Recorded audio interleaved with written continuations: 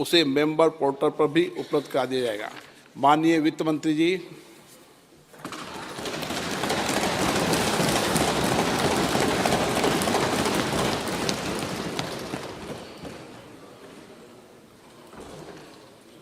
Honorable Speaker, I present the interim budget for 24-25.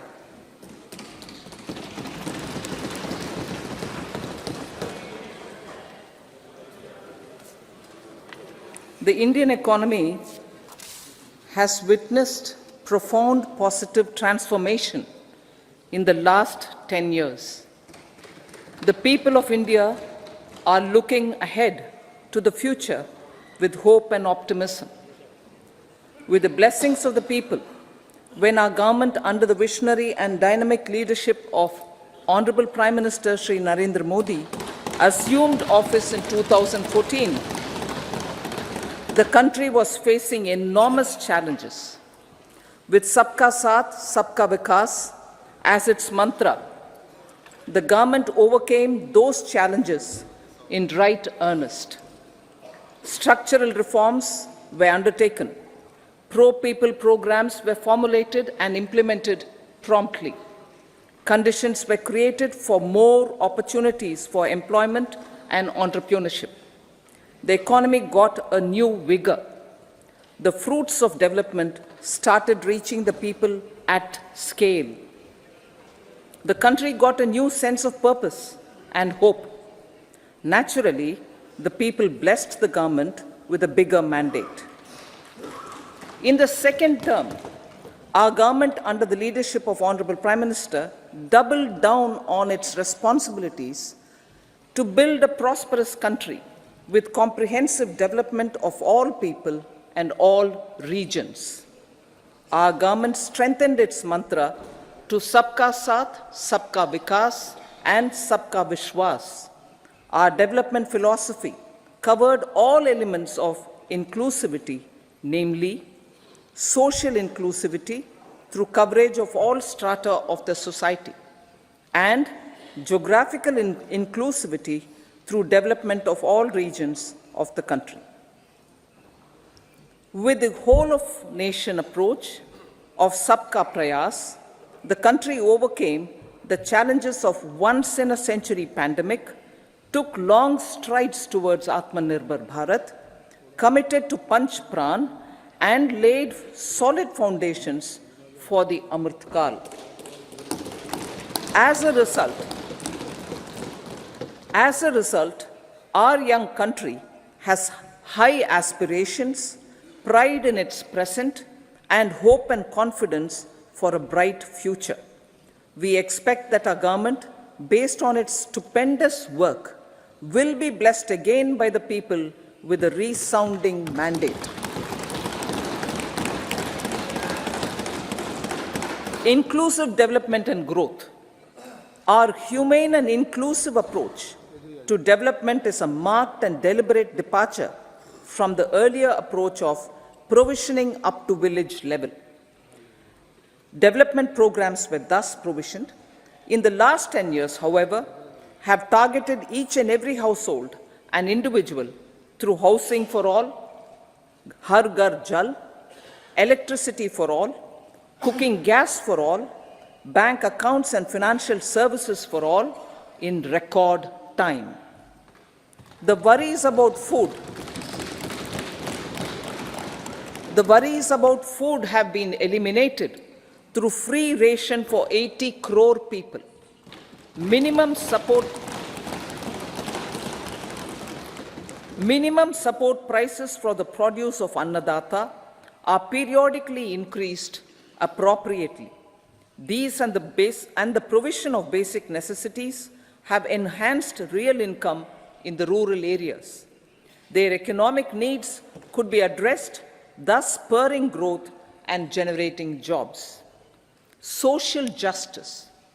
Our government is working with an approach to development that is all-round, all-pervasive, and all-inclusive. Sarvangin, Sarvasparshi, or Sarvasamaveshi. It covers all castes and people at all levels. We are working to make India a Vikasit Bharat by 2047. For achieving that goal, we need to improve people's capability and empower them. Previously, social justice was mostly a political slogan. For our government, social justice is an effective and necessary governance model. The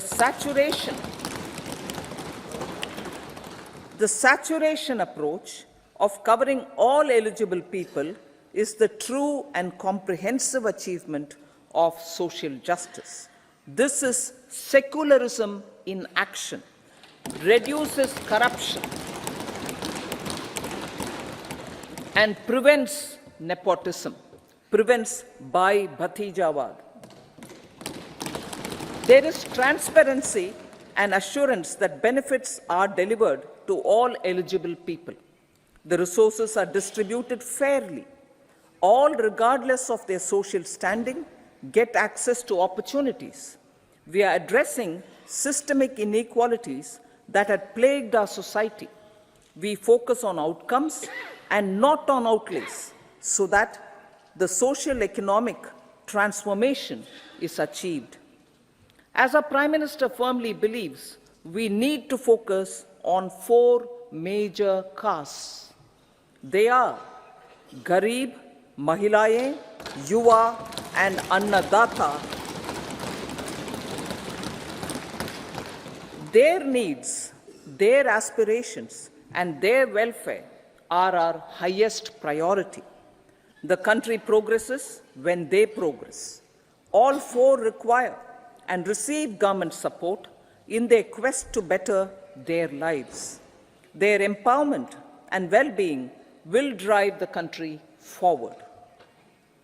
Garib Kalyan, Desh Ka Kalyan.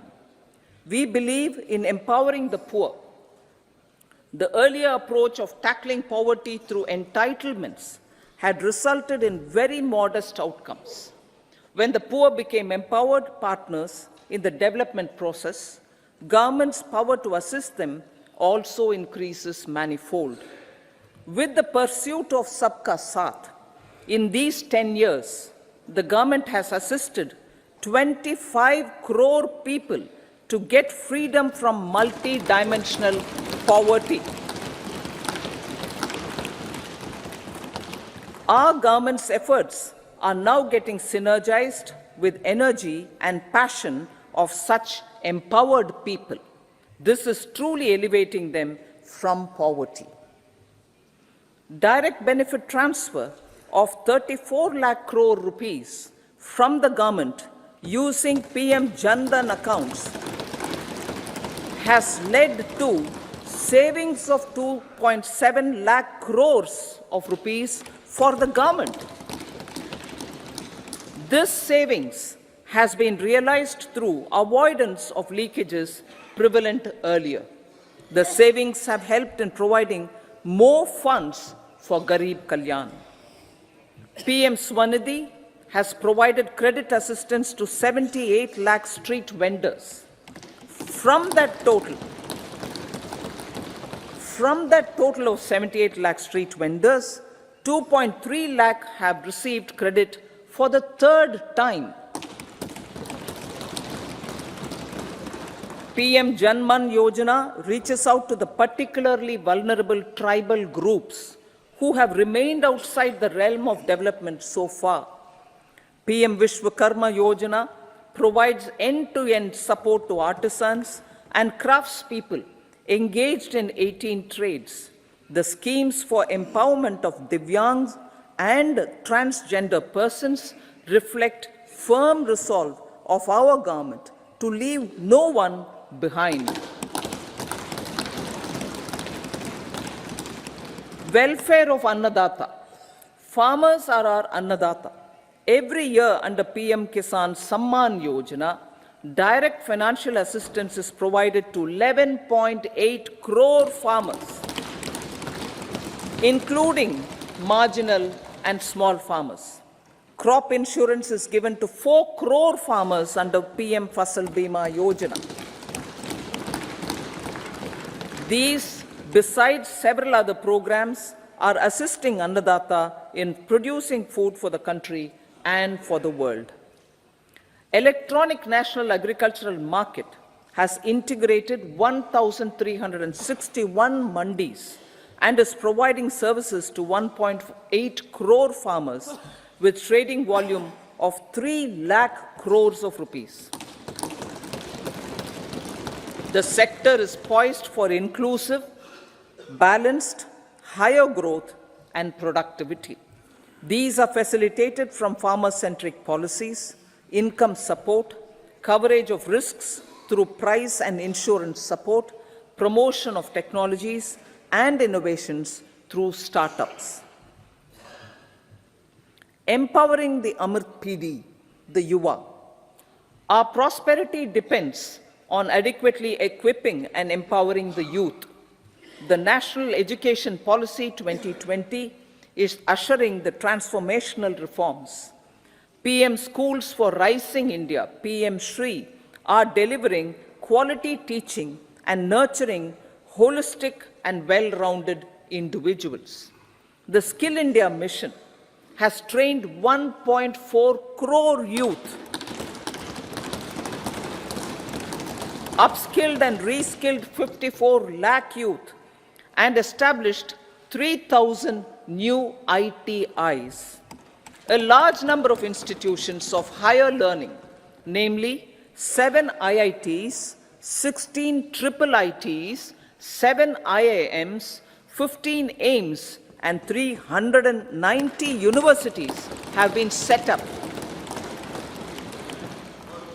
PM Mudra Yojana has sanctioned 43 crore loans aggregating to 22.5 lakh crores of rupees for entrepreneurial aspirations of our youth. Besides that, Fund of Funds, Startup India, and Startup Credit Guarantee schemes are assisting our youth. They are also becoming Rozgar Data. The country is proud of our youth scaling new heights in sports. The highest ever medal tally in Asian Games and Asian Para Games in 2023 reflects a high confidence level.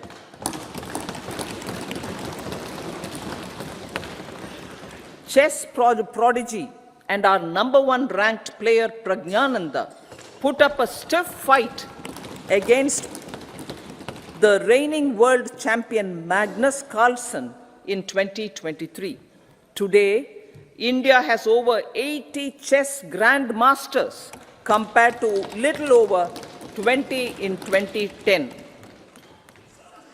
Momentum for Nari Shakti. The empowerment of women through entrepreneurship, ease of living, and dignity for them has gained momentum in these 10 years. 30 crore Mudra Yojana loans have been given to women entrepreneurs. Female enrollment in higher education has gone up by 28% in 10 years. In STEM courses, girls and women constitute 43% of enrollment, one of the highest in the world. All these measures are getting reflected in the increasing participation of women in workforce. Making triple talaq illegal, reservation of 1/3 seats for women in the Lok Sabha and state assemblies, and giving over 70% houses under PM Awas Yojana in rural areas to women, and giving over 70% houses under PM Awas Yojana in rural areas to women as sole or joint owners have enhanced their dignity. Exemplary track record of governance, development, and performance. Besides delivering on high growth in terms of gross domestic product, the government is equally focused on a more comprehensive GDP, that is, governance, development, and performance. Our government has provided transparent, accountable, people-centric, and prompt, trust-based administration with citizen-first and minimum government, maximum governance approach.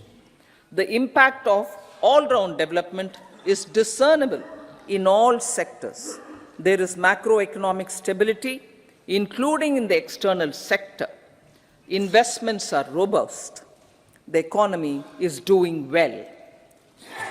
People are living better and earning better, with even greater aspirations for future. Average real income of the people has increased by 50%.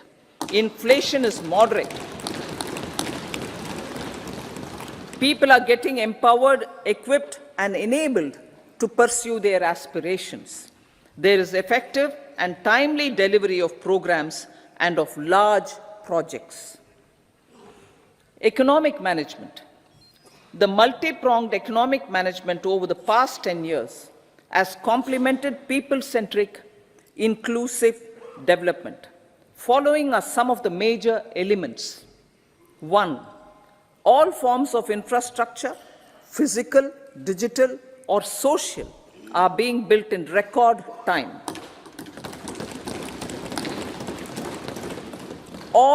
Number 2, all parts of the country are becoming active participants in economic growth. Number 3, digital public infrastructure, a new factor of production as if in the 21st century, is instrumental in formalization of the economy. Number 4, goods and services tax has enabled one nation, one market, one tax. Tax reforms have led to deepening and widening of tax base. Number 5, strengthening of the financial sector has helped in making savings, credit, and investments more efficient.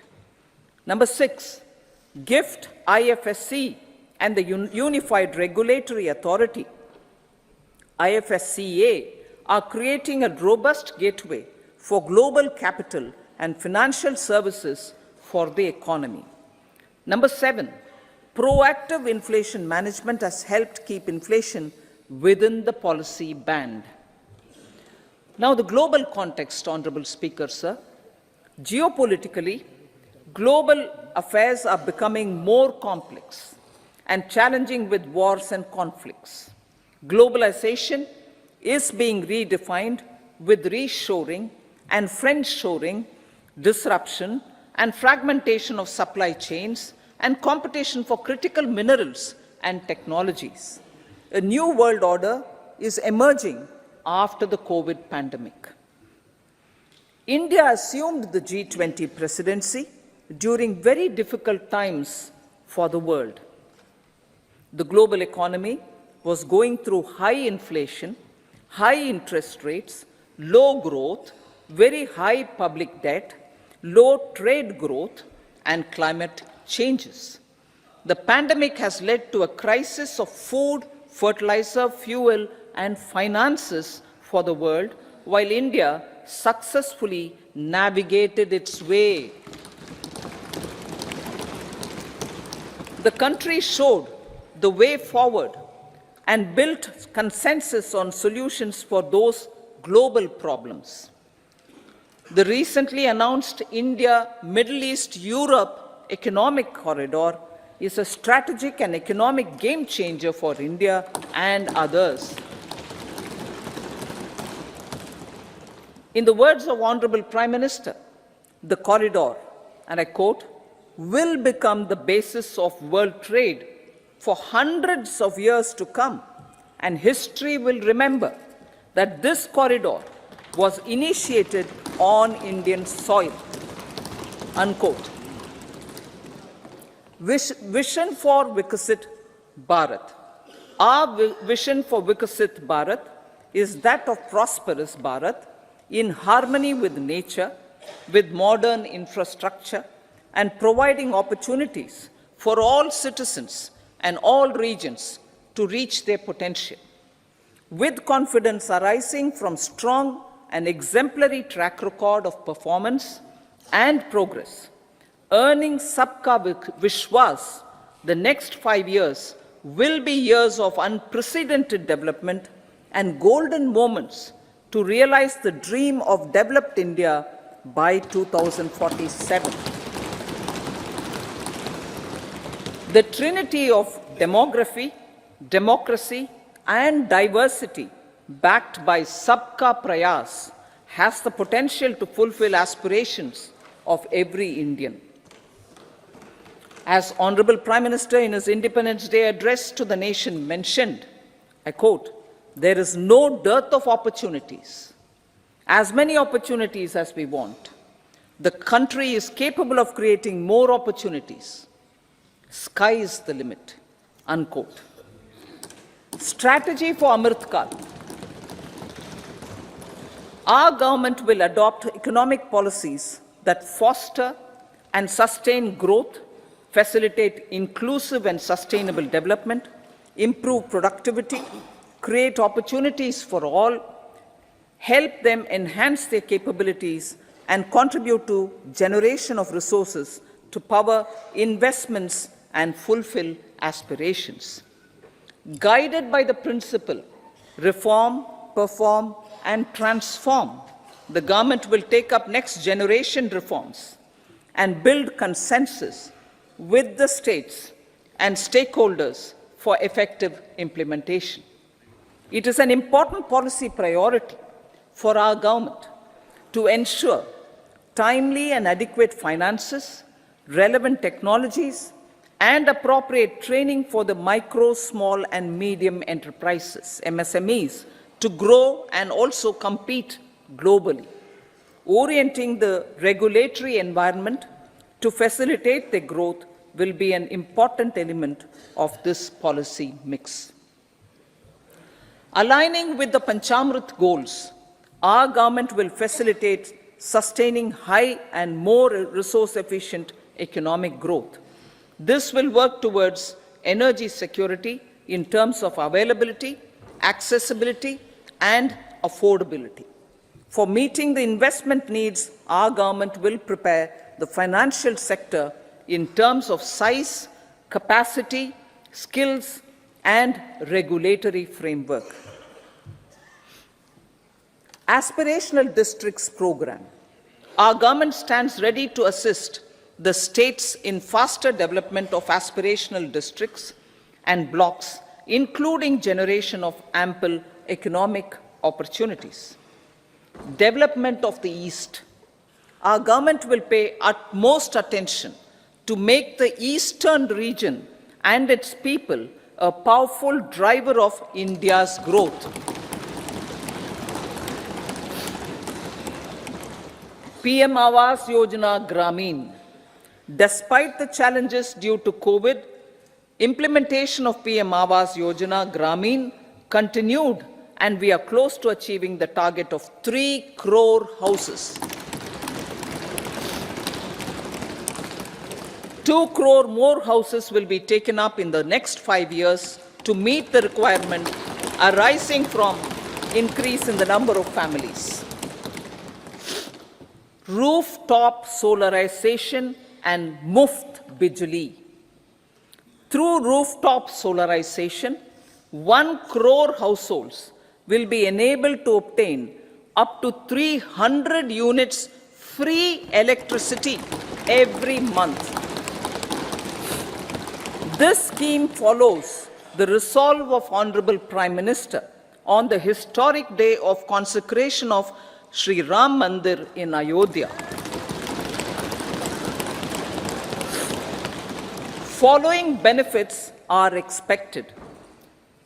Savings up to 15 to 18,000 rupees annually for households from free solar electricity and selling the surplus to the distribution companies. Charging of electric vehicles. Entrepreneurship opportunities for a large number of vendors for supply and installation. Employment opportunities for the youth with technical skills in manufacturing, installation, and maintenance. Housing for middle class.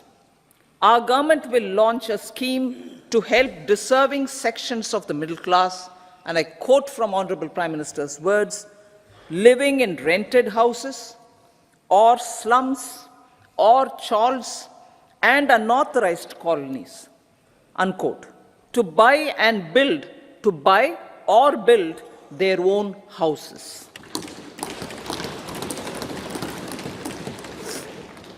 Medical colleges. Several youth are ambitious to get qualified as doctors. They aim to serve our people through improved healthcare services. Our government plans to set up more medical colleges by utilizing the existing hospital infrastructure under various departments. A committee for this purpose will be set up to examine the issues and make relevant recommendations. Cervical cancer vaccination. Our government will encourage vaccination for girls in the age group of 9 to 14 years for prevention of cervical cancer. Maternal and child health care. Various schemes for maternal and child care will be brought under one comprehensive program for synergy in implementation. Upgradation of Anganwadi centers under Saksham Anganwadi and Poshan 2.0 will be expedited for improved nutrition delivery, early childhood care and development. The newly designed U-Win platform for managing immunization and intensified efforts of Mission Indradhanush will be rolled out expeditiously throughout the country. Ayushman Bharat. Healthcare cover under Ayushman Bharat scheme will be extended to all ASHA workers, to all Anganwadi workers and helpers. Agriculture and food processing. The efforts of value addition in agriculture sector and boosting farmers' incomes will be stepped up. Pradhan Mantri Kisan Sampada Yojana has benefited 38 lakh farmers and generated 10 lakh employment. Pradhan Mantri Formalization of Micro Food Processing Enterprises Yojana has assisted 2.4 lakh SHGs and 60,000 individuals with credit linkages. Other schemes are complementing the efforts for reducing post-harvest losses and improving productivity and incomes. For ensuring faster growth of the sector, our government will further promote private and public investment in post-harvest activities, including aggregation, modern storage, efficient supply chains, primary and secondary processing and marketing and branding. Nano DAP. After the successful adoption of nano urea, application of nano DAP on various crops will be expanded in all agroclimatic zones. Atmanirbhar Oil Seeds Abhiyan.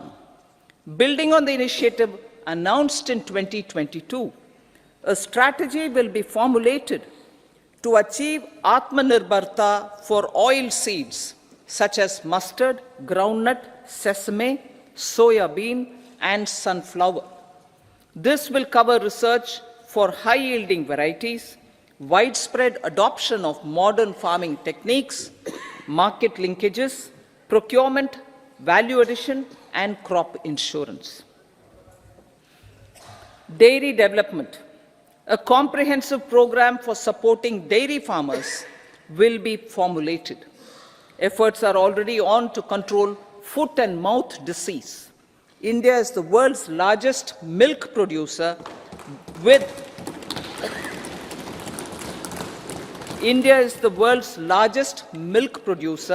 but with low productivity of milch animals.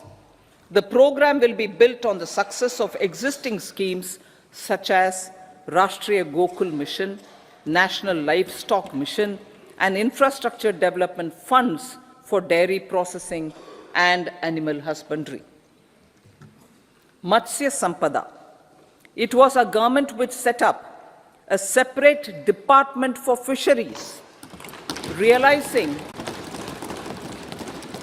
this will help in generating employment also. Promoting investments. The FDI inflow during 2014 to 23 was $596 billion US, marking a golden era. That is twice the inflow during 2005 to 14.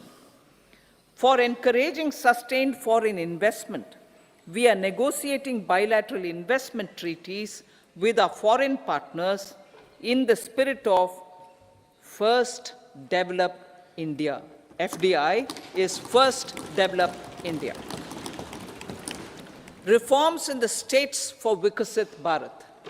Many growth and development enabling reforms are needed in the states for realizing the vision of Vikasit Bharat. A provision of 75,000 crore rupees as 50-year interest-free loan is proposed this year to support those milestone-linked reforms by the state governments. Societal changes. The government will form a high-powered committee for an extensive consideration of the challenges arising from fast population growth and demographic changes. The committee will be mandated to make recommendations for addressing these challenges comprehensively in relation to the goal of Vikasit Bharat. Amrit Kal as Kartavya Kal. Our government stands committed to strengthening and expanding the economy with high growth and to create conditions for people to realize their aspirations. Honorable Prime Minister, in his Independence Day address to the nation in the 75th year of our Republic, said, and I quote, "We commit ourselves to national development with new inspirations, new consciousness, new resolutions as the country opens up immense possibilities and opportunities. It is our Kartavya Kal." Unquote. Every challenge of the pre-2014 era was overcome through our economic management and our governance. These have placed the country on a resolute path of sustained high growth. This has been possible through right policies, true intentions, and appropriate decisions. In the full budget in July, Honorable Speaker, our government will present a detailed roadmap for our pursuit of Vikasit Bharat.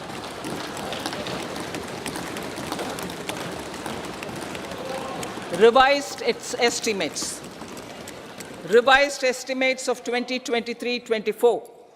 The revised estimate of the total receipts other than borrowings is 27.56 lakh crores of rupees, of which the tax receipts are 23.24 lakh crore rupees. The revised estimate of total expenditure is 44.90 lakh crore rupees. The revenue receipts at 30.3 lakh crore rupees are expected to be higher than the budget estimate, reflecting strong growth momentum and formalization in the economy.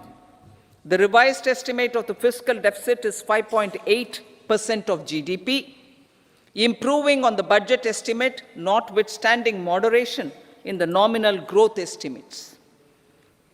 Budget estimates for 2024-25. Coming to the year 2024-25, the total receipts other than borrowings and total expenditure are estimated at 30.80 and 47.66 lakh crore rupees respectively.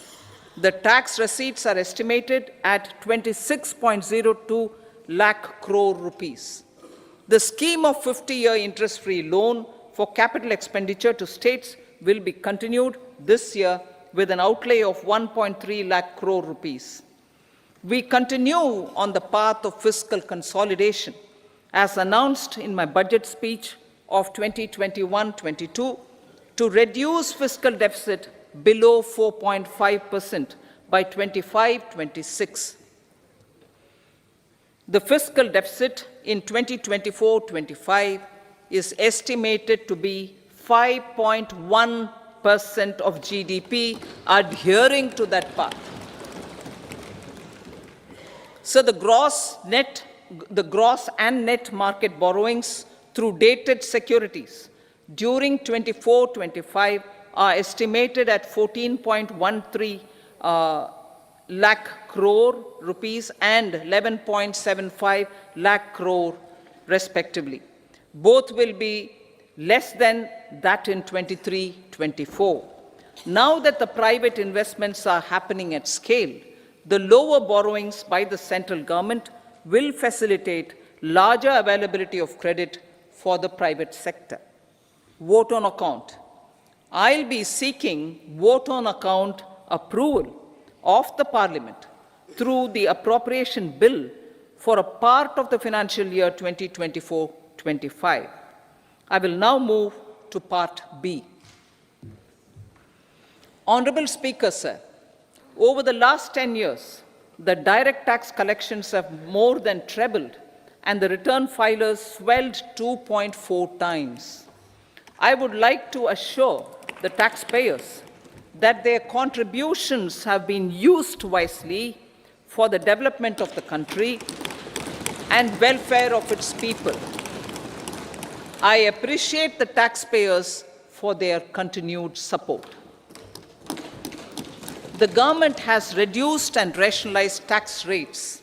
Under the new tax scheme, there is now no tax liability for taxpayers with income up to 7 lakh rupees, up from 2.2 lakh rupees in the financial year 2013-14. The threshold for presumptive taxation for retail businesses was increased from 2 crores to 3 crores. Similarly, the threshold for professionals eligible for presumptive taxation was increased from 50 lakh rupees to 75 lakh rupees. Also, corporate tax rate was decreased from 30% to 22% for existing domestic companies and to 15% for certain new manufacturing companies. Honorable Speaker, sir, in the last 5 years, our focus has been to improve taxpayer services. The age-old jurisdiction-based assessment system was transformed with the introduction of faceless assessment and appeal, thereby imparting greater efficiency, transparency, and accountability. Introduction of updated income tax returns, a new Form 26AS, and pre-filling of tax returns have made filing of tax returns simpler and easier. Average processing time of returns has been reduced from 93 days in the year 2013-14 to a mere 10 days this year, thereby making refunds faster. Indirect taxation. By unifying the highly fragmented indirect tax regime in India, the GST has reduced the compliance burden on trade and industry. The industry has acknowledged the benefits of GST. According to a recent survey conducted by a leading consulting firm, 94% of industry leaders view the transition to GST as largely positive. According to 80% of the respondents, it has led to supply chain optimization, as elimination of tax arbitrage and octroi has resulted in disbanding of checkposts at the state and city boundaries. At the same time, tax base of GST more than doubled, and the average monthly gross GST collection has almost doubled to 1.66 lakh crores this year. States too have benefited. States' SGST revenue, including compensation released to states in the post-GST period of 2017-18 to 2022-23 has achieved a buoyancy of 1.22. In contrast, the tax buoyancy of state revenues from subsumed taxes in the pre-GST four-year period of 2012-13 to 2015-16 was a mere 0.72.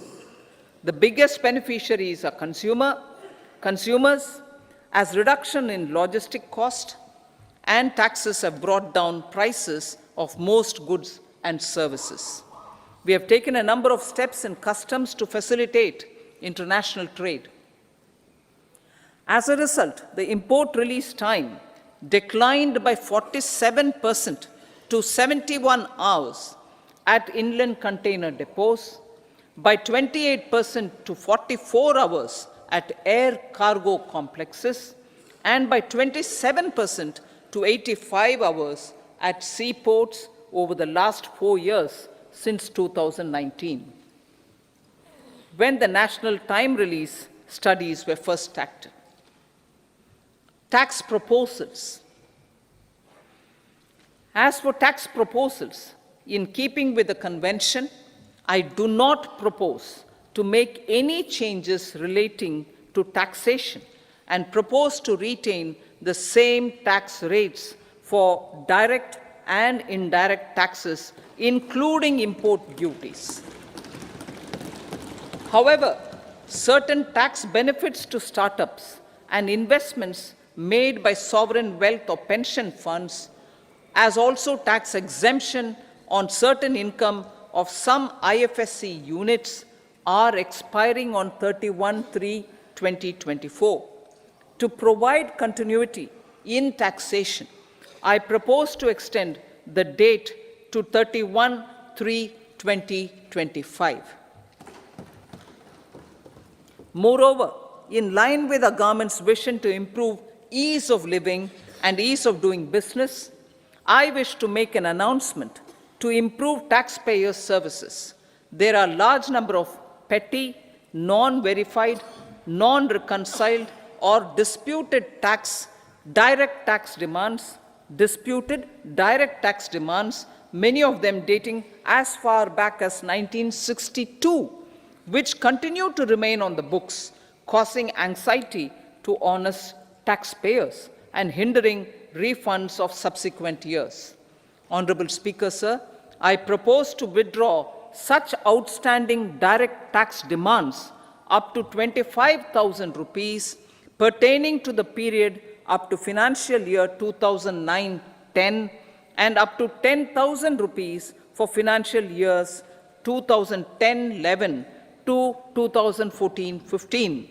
This is expected to benefit about 1 crore taxpayers. 1 crore taxpayers would benefit out of this.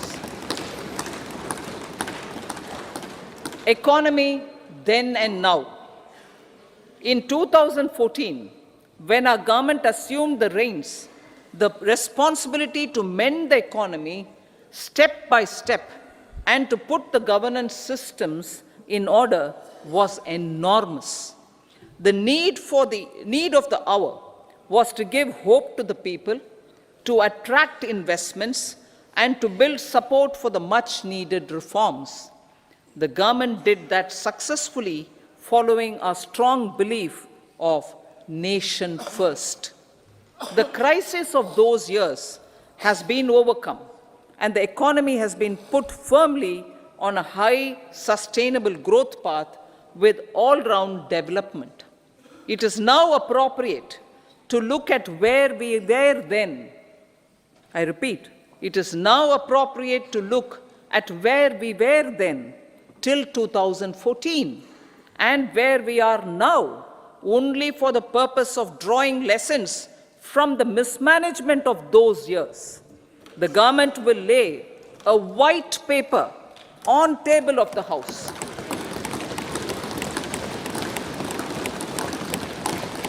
The exemplary track record of governance, development, and performance, effective delivery, and Jan Kalyan has given the government trust, confidence, and blessings of the people to realize whatever it takes the goal of Vikasit Bharat with good intentions, true dedication, and hard work in the coming years and decades.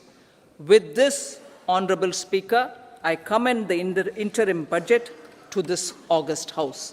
Jai Hind.